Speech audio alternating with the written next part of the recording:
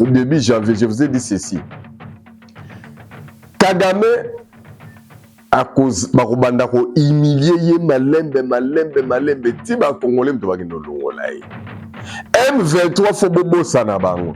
Ba bika M23 siko na dialogue ngo bika ngo to sala na bango exacte parce que bango baza ba terroriste ba yokanaki ba sangana na Kagame baboma ba congolais lelo to ko compter plus de 20 millions ba congolais ba kufi. Parce que bato na biso to sala bango ni.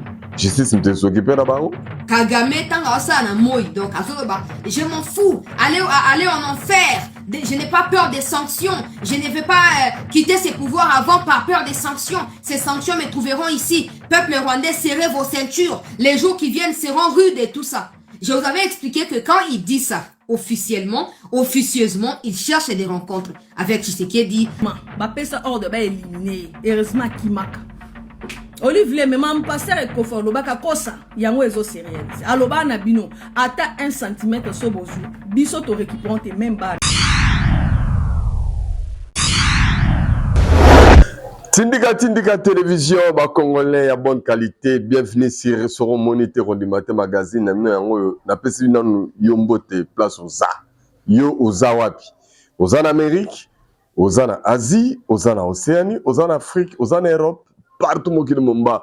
Ozu chance ya Rolanda biso, en tout cas to tondo boto de parce que faut aloza congolais à bonne qualité. Congolais o alingi changement, alingi kimia, alingi développement. Et à Namboka Nae, Ezali Ndeyo. Mavana Banana remercier rapidement la grande équipe technique de Junior Kapaya. Merci, fait qu'ils sont, mais merci. Place Minutu Bozali, Bao Balingarabiso. Merci, mais aujourd'hui, je donne aussi l'occasion de battre Balinanga. Et net, battre AFC Balinganga ite, battre Sauvons la RDC Balinganga ite, Naebi battre opposition, machin. Tout ce qui est opposition, Bolingarabi sauté, combat tout, combat tabac, Balingarabi sauté. Mais vrai combattant à diaspora, Babundela Rambo, quand on a cadre Bolinga Congolais, Balinga Saint-Thomas. Ça, c'est vraiment ce qu'on a aussi. Vrai, Congolais à bonne qualité, Balinga Saint-Thomas, on a constaté, Léopold Sa, Balinga Saint-Thomas. Maman Yohan, depuis Bruxelles, Balinga Saint-Thomas. Venanga Tumba Collège, Maman Balinga Saint-Thomas. Bertha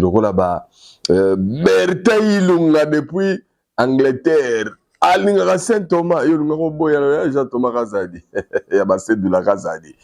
Tchatcho Pipo de Madrid depuis Alinga Saint-Thomas. Vous êtes tellement ébélé. Bato Balinga Kangal, Rola, Jordan de Lusamba, côté, et Maman Nasoura, Bato Junior Timanga. Et puis, Alinga Saint-Thomas, la patriarche. Et surtout, Nicolette, moi, ça peut me le parfait de bonne odeur. Balingara Saint-Thomas Melelo Tunito solo là mais tout réfléchir autrement parce que makamnenge za koyela na ndenge zali komonana total ngo ka boto tika ngo ka boto lo batte puisque mikolo ba ko ya mamsu ba mo lo bana so te koloba wala te lo bande oyo ta ngai na koloba oyo nyonso nga na mona ke fona lo ba parce que ngai nazali Saint-Thomas so na monité na kondimate boyebe évangile na biso boyebe principe na biso. Et surtout, Congo, on est ensemble, on démarre. Les mamans, vous êtes au rendez-vous. Il y a mes deux sœurs congolaises. Hein? Moi, général, moi, colonel de l'armée numérique. Même vous, quand vous allez suivre mes deux sœurs là, vous allez aimer. Parce que vous faut que au-delà ya FARDC, au-delà babazali ndo biso tuzali na kati ya armée numérique où ils ont défendre Congo na ba congolais. Et vous allez voir mes deux sœurs là que je vais vous mettre pour comprendre bango moko s'attaquer na dossier à Kagame na États-Unis kota kendaki ko mille kota kendaki ko bonde la ba master ba PD do ba ina solo là ceux qui ba ko reconduire ni plus ba démocrate ba linga makambo na fort même na mona ba républicain ba linga ngote ba républicain ba ngablo ko wana te akina le prend pour mutu makaso bokako chankishan que ça la ngari wana et dans la bande ça que Kagame vanda trop en salorien donc expliquer bien toute l'émission masoro ndenge gezala. Mais laissez-moi d'abord saluer celui qu'on appelle Mukwa Congo Félix Antoine Tshisekedi Tshilombo Fati Beto président Oyo akokalina munene ya Congo. Président Oyo biso tisiko tozomona remplaçant nae azana noté parce que Nathalie ba opposant nyonso et longimo comme quand je parle des opposants là même même votre clan de ya Kabila wana même hier Nathalie nabi mais il te été poye azali wa kitisaka couper pa ya Kagame donc siko otali est-ce que Katumbi a reteleme na Kagame Faye le reteleme na Kagame Kabunda reteleme na Kagame non entre nous soit sérieux to solo la ko ba congolais na ndenga mabeta to tala na boye caméra reteleme na nani oyo Kagame il y avait un type on a vraiment il y a ko bouger mon gars qui bemba mais mikolo pe na mo ga na ba soupçon bon moi je ne confirme pas photo tout la Stéphane Balamogue il me tabimisi li kamongo que bemba azoyo Canada ba Ougandais basa la chef coup d'état mais tanga na continue na tableau spirituel ceux qui na sondé Moïse Nyengele na continue kamongo te mais il faut pas te négliger ba film parce que moni ba to ba roza na balukio ba parce que na katanda ko to kana masolo basi ba boma mibali na bango na trahison toka na masolo bana bateka ba papa bango na ba trahison toka na masolo ndeko ateki ndeko na ye po na trahison qui pouvait croire que na moya lelo na mboka na biso na onyo suzo le cas on pouvait garder petit frère propre ya Laurent Kunda na Kanchachi il a liwa et amawa ça c'est nous les Congolais alors avant la côté ba gros dossier na ninga kina nuto kapa chana photo na ya mokonza mboka yambi représentant Union européenne na Grand Lac omoni ngai biloko ba Union européenne pe sankana na na cadre humanitaire mokonza mboka yambi alobi azokena na ba Grand Lac po bango nzela na bango fungwami baba to double G mais je na bango à un moment donné depuis Donald Trump a le pouvoir mundele ba manœuvre ne belé que sous bien on a photo le bango et niveau position Fachi Azanango actuellement je doute fort que tout complot au Bomaï ou réussir les sous. Parce que vous rataki ba période tous les gars qui on a donc vous rataki déjà. Si koyo beaucoup comploté, mais na kota l'analyse sur pénal spirituel na nenge total là. Bolong a été.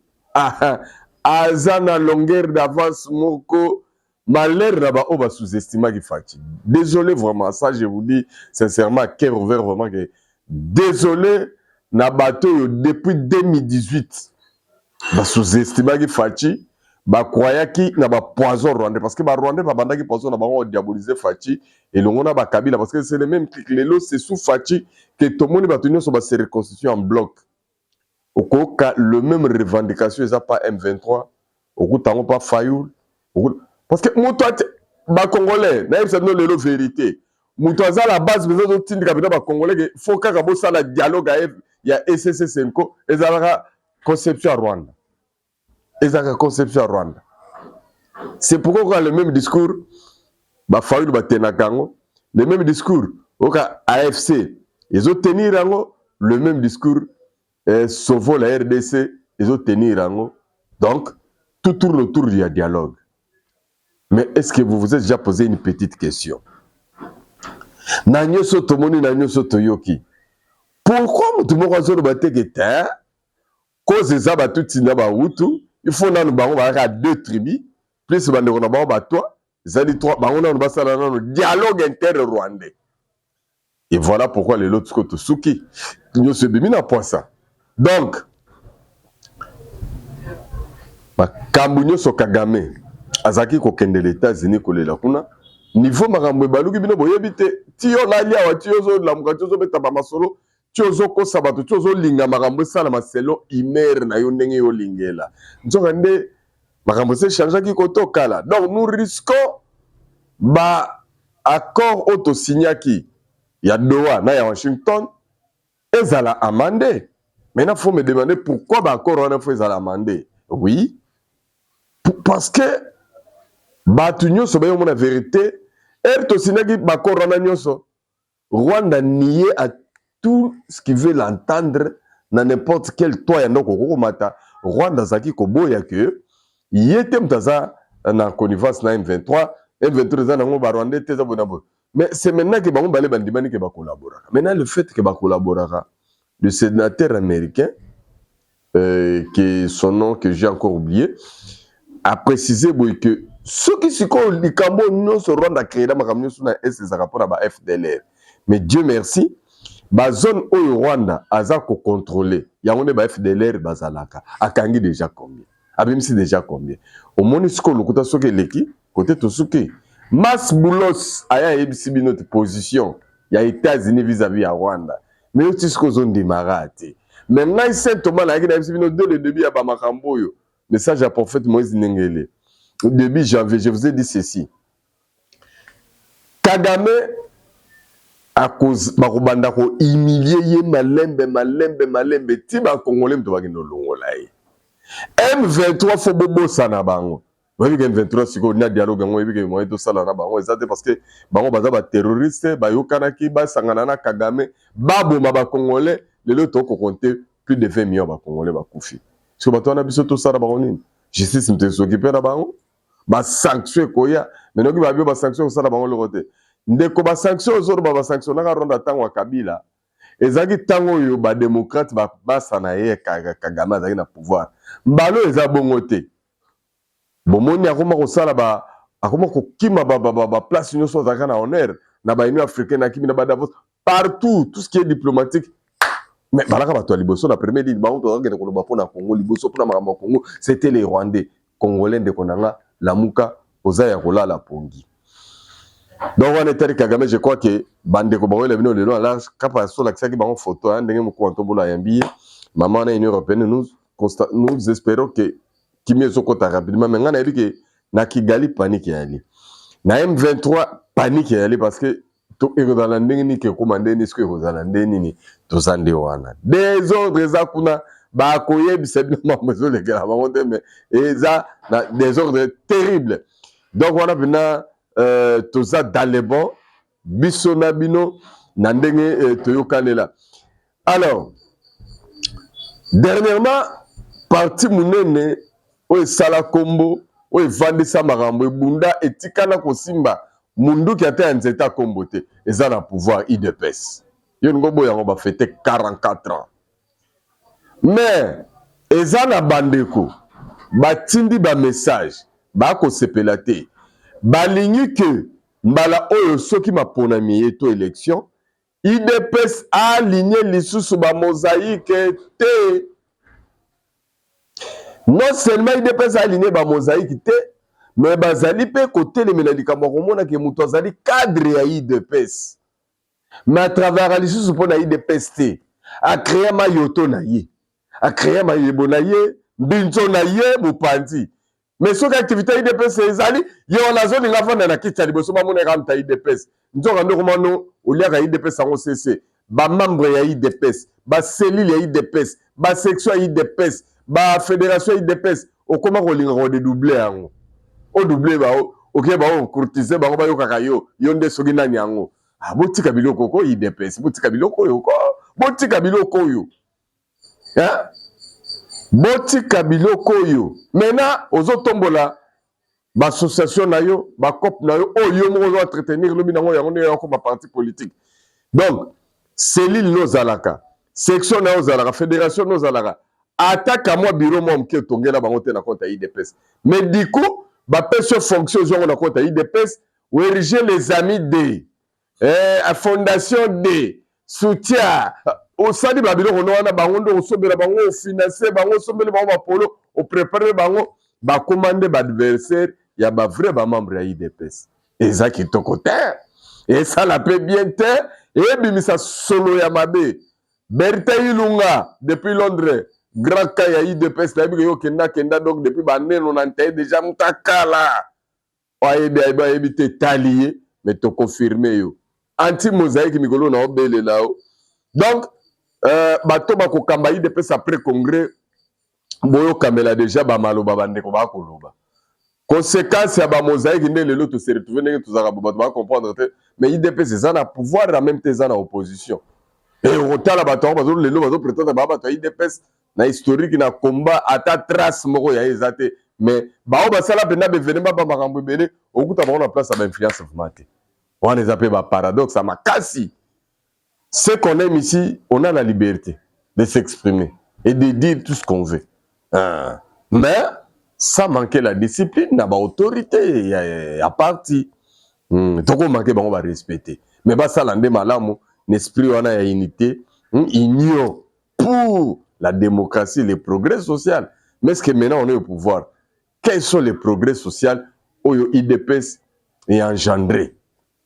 Ngai na lobby volonté politique eza pas pour la République pour d'abord Félix Antoine Tshisekedi Tshilombo.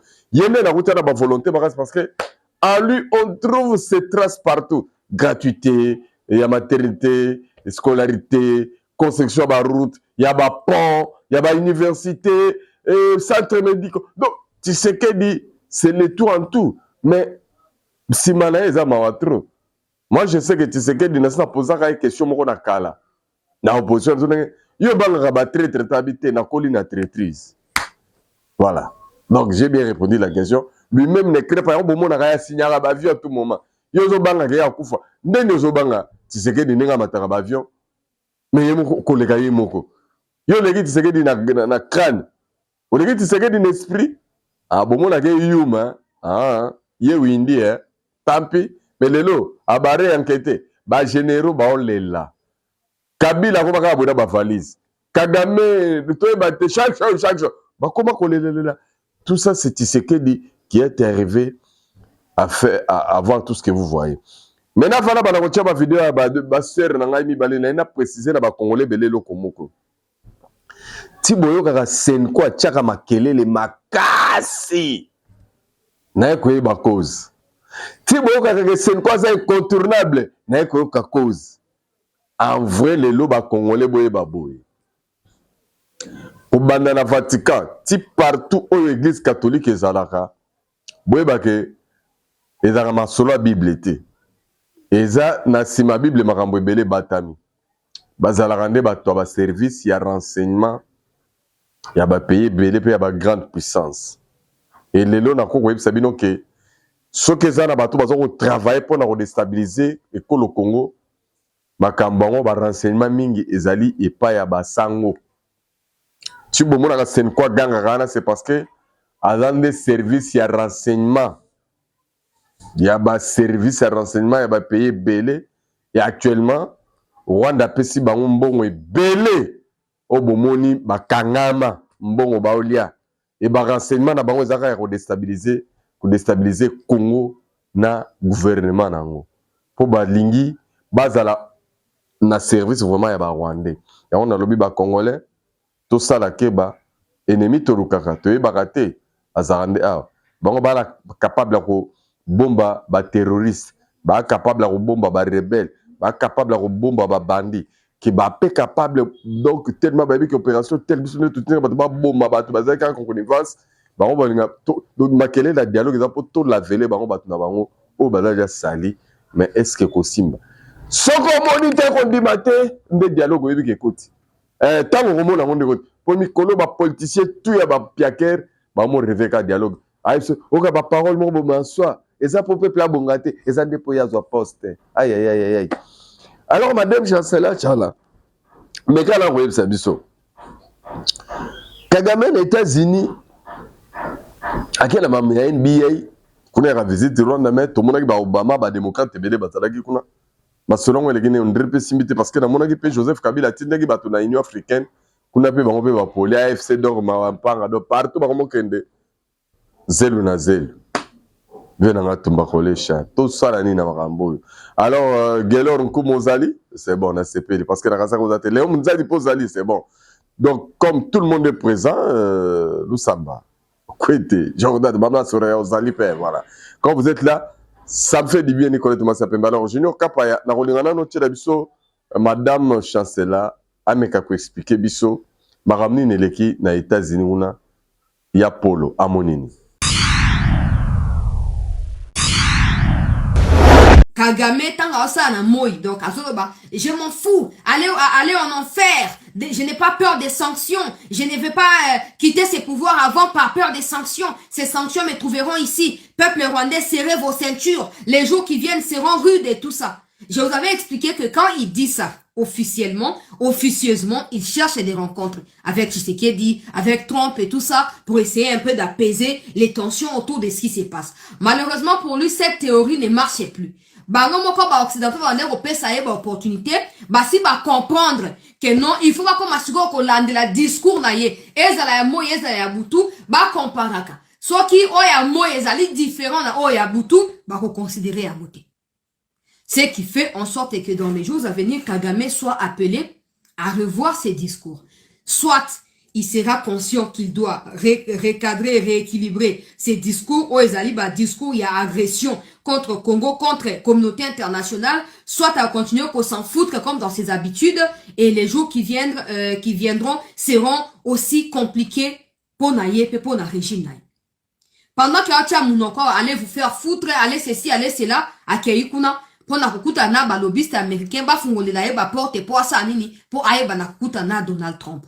Donc, on a vu que Trump a attaché à moins importance, moko boy na makambo ya ba sport, ba boxe, ba catch, moi ba basket, nengeka bango ba américain, loka bazana bango na football kuna te, à part biloka bango ba NFL wana. Akeyu ko Lukasima, ya ba PDG.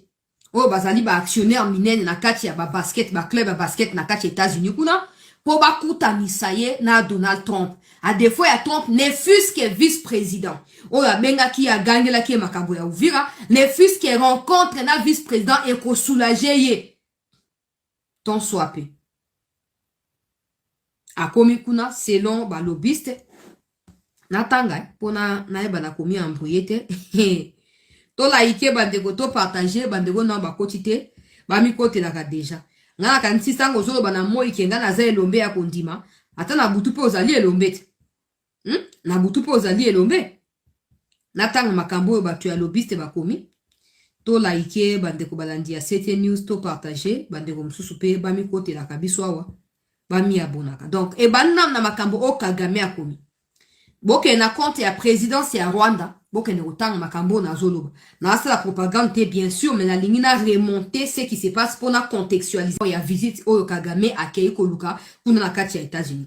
Alors Kagame a rencontré Adam Silver, commissaire de la NBA, et Mark Tatum, commissaire adjoint de la NBA. Ils ont évoqué le partenariat de longue date entre Rwanda et NBA, ainsi que poursuite de leur collaboration pour le développement du basket et formation des jeunes talents en Afrique et au Rwanda dans toutes les provinces. Ils ont également discuté de la 6e saison à venir de la Basket Africa League, dont le point culminant sera la phase finale des playoffs à Kigali du 22 au 31 mai 2026. Donc, oezali information officielle. Oyo Kagame akende la ki na États-Unis. Soutanga akomi boye, bato yo ya kene koluka bakotsa ye na bureau oval kuna. Ba comprendre que te azoko sa ya ki amakambo na te yoka suko makambo balobi. Ngana tanga kaka. Na tanga kaka. Boke na compte ya Fon Battle Montague York. Boke ne utanga na pesa, boke ne utanga bino moko. Boke ne utanga kuna makambo po ye mucho amesana ndengo wana. Ngai naza elombe, et puis tu as des Congolais naïfs qui pensent que États-Unis ko tourner do na Kagame te. Aza moto na bango aza kuto aja ya sia, so ba ka sia na bazo subalela nzoto bazo lengaka. Biso to zape na CNS na biso na ba CNC na ba nani ba ANR na ba to zape na bango.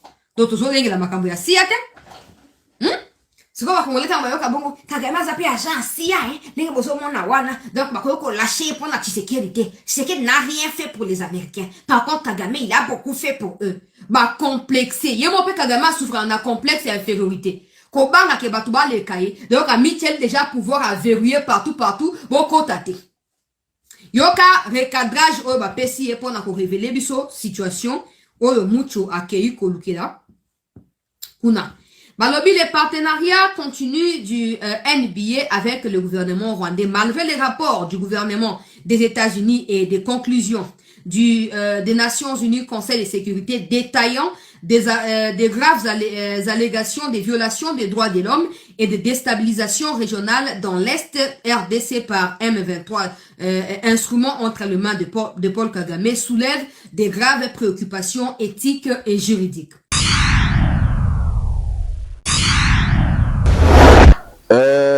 Ndeko nanga mso mwasi ser nanga oyo yaza colonel na armée numérique awa ye atimbeli mama waro akomi na doute ke mama waro beneske azaki mto ba Congo parce que soki mama waro Olive Lembe azaki mwasi Kabila première dame et que aza mu Congo c'est sous Kabila ke ba déstabiliser pour Ramatadi ba déstabiliser pour Raboma obi Kabila mtema mabe ndenge pe ba déstabiliser miba.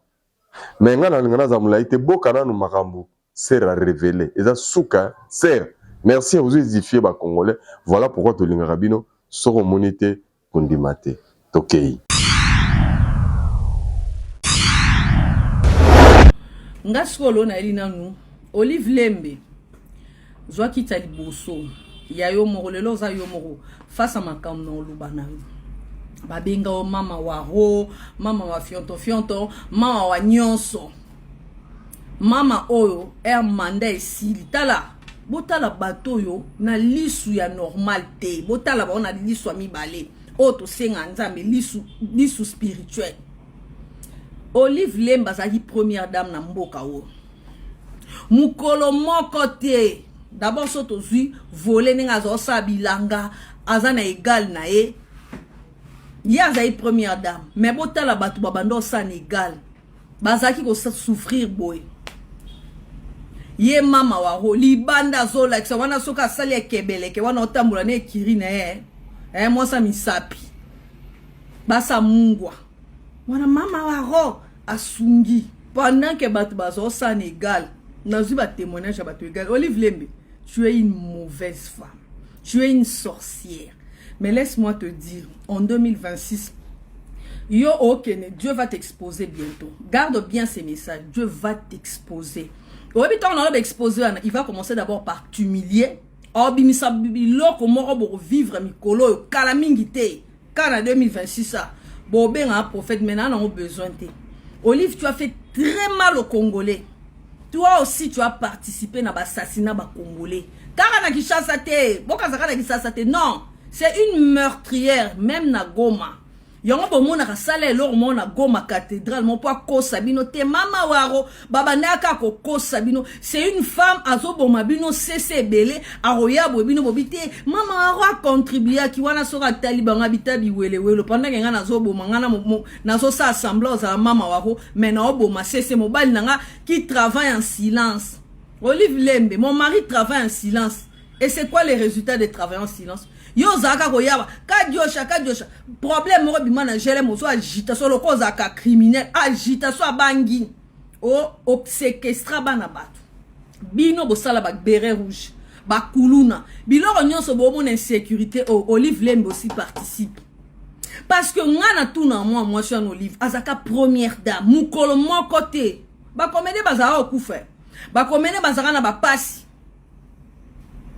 ba comédien ayeka trier ba comédien no so ba ndo tambola ne ba éviter a trier bino par rapport à l'étoile na bino siko lokola bango ba ki ko sala diviser pour mieux régner a kotiseli bino molimo ya molimo na bango ba Nyarwanda parce que Olive Lembe lo ba ki Nyarwanda kitoko mutako sabino te alo bango bien ayaka ne mobali ba pesa ba identité pa ba katange ya ke pa bato Congo central coup de chapeau na bato Congo central baza ba hypocrite te ba yamba ete ba yoza ya bisote parce que de un ceux qui Olive Lembe bazaki mwana ya Congo central por ya boma na matadi yem tabomi ona mobali ne boma babenga ngo lelo Ukraine insécurité kota na boma na ya bia za mwana boma est-ce que moi si aboma kabilo ko bakota botata moi si sera bali muto malonga si famille na esepela por a matadi bakenda kotonga ba por a ledia ba papa na ba nyoko mayo na tramisale sila Olive Lembe bozomona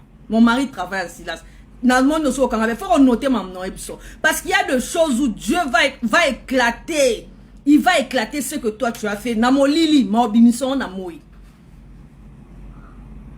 Donc tout ce temps kobebisa boebisa ngai bilona wazosa na kingakati Congolais ni nalia mama maraîchère ni na zaiko ke osomba ta biloko ayebi pesa banoki oteka ba ki osela Congo te. Olive Lembe bazwa qui est pour d'une côté à maman nae à la partie congolaise il fallait pas camoufler kanambe azwa moi si on soit disant congolaise ne bazo gangaka a photo à mariage pendant que tango banda oteka madesu kanambe fala balo tangwana il fallait kanambe azaki taximen to chauffeur à défaut anande fait bo laksa bolingo na bino bolingo na bino boyo collection na mbongo wa Congo et si bobomi musée bozubo konti Olive Lembe okabozo mona oyo ye muto atontaka na via Ibrahim Kabila ke no sala émission na bosolo soki ba wewa te naza na video yango na banga merci na bandeko ba wewa Ibrahim alingaka leka po ni Ibrahim kaninga loba za mona musée Olive azako kokati yem taka répondre est-ce que paternité ba ko na TV et bon mobali no to zela ka sa ADNT le so azamona musée siko yebi sang Olive Lebe Gloria MT yuana ba komaka MT et nini YU eza kombo congolais siko Gloria MT yuana leki ya Joseph Kabila et Poïse Kanambe azaka ko gérer BG Fibank pourquoi za Gloria Kabila te même si Fakabila bomona na bamba ekaka si Fakabila bazana ba nationalité na bona ba kombo na bango ata boyoka ko Laurent Désiré Junior ya makiona bato wana bana ba passeport ba 3 pays bazana ba identité na bango moko ya solo